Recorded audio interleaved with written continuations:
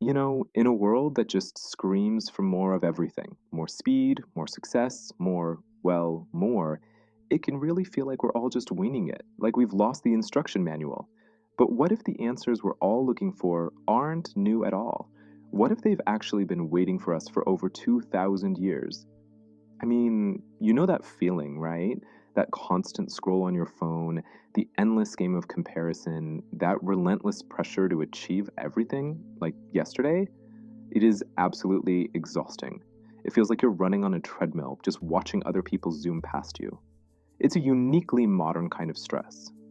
And that's where this guy comes in, Acharya Chanakya. We're talking about an ancient Indian teacher and philosopher from way back in the 4th century BC. But get this, he wasn't just some dusty historical figure. He was a master strategist, an economist, and a teacher whose ideas on how to live a successful, balanced life are, frankly, shockingly relevant today. He offers a way to get our feet back on the ground and find real, meaningful progress. So let's kick things off with one of his most powerful ideas. It's about how to tackle those goals that just feel completely impossible. The ones we don't even know how to start. Chanakya's whole approach is about discipline, patience, and just quiet, consistent work. And this quote just says it all. It's such a brilliant metaphor, isn't it? That giant, impossible goal, that's your mountain. It's not going to be moved by one single heroic push. No way. It's moved by focusing on the smallest possible piece of it, a single stone. And honestly, that's the secret.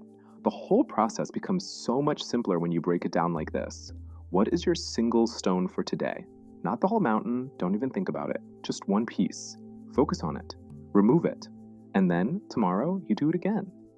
This is how massive change actually happens. Not with some big explosion, but with the quiet, steady rhythm of removing one stone at a time. Okay, now here's a piece of advice that might feel a little strange in our world of sharing every single plan and dream online. Chanakya says do the exact opposite. And why? Well, think about it.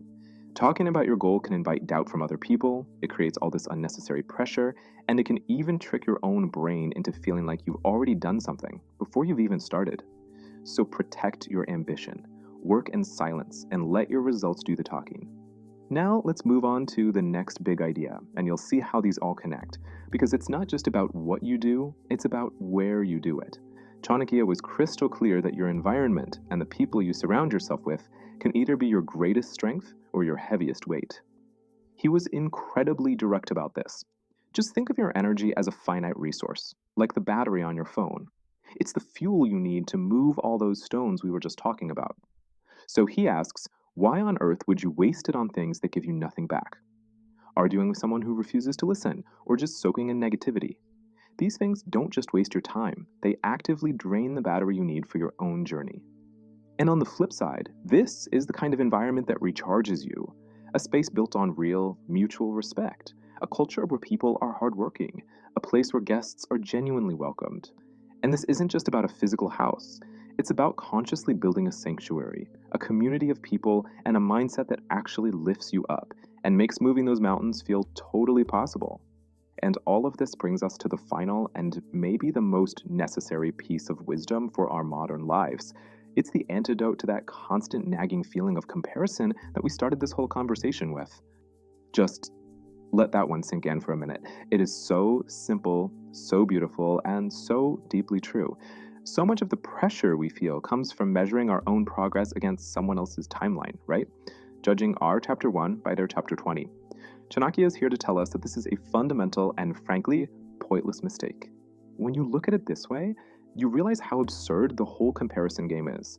I mean, the sun doesn't get upset that the moon gets to own the night sky, and the moon doesn't feel insecure because it can't blaze like the sun during the day. They each have their own domain, their own purpose, their own perfect timing, and that is the absolute truth for us too. So the biggest takeaway here is this: trust your own path. Your journey is unique. Your successes, your failures, your lessons, your pace, it's all yours, and it's happening right on schedule. Embracing your own timeline isn't giving up, it is a powerful act of self-confidence. You are exactly where you need to be.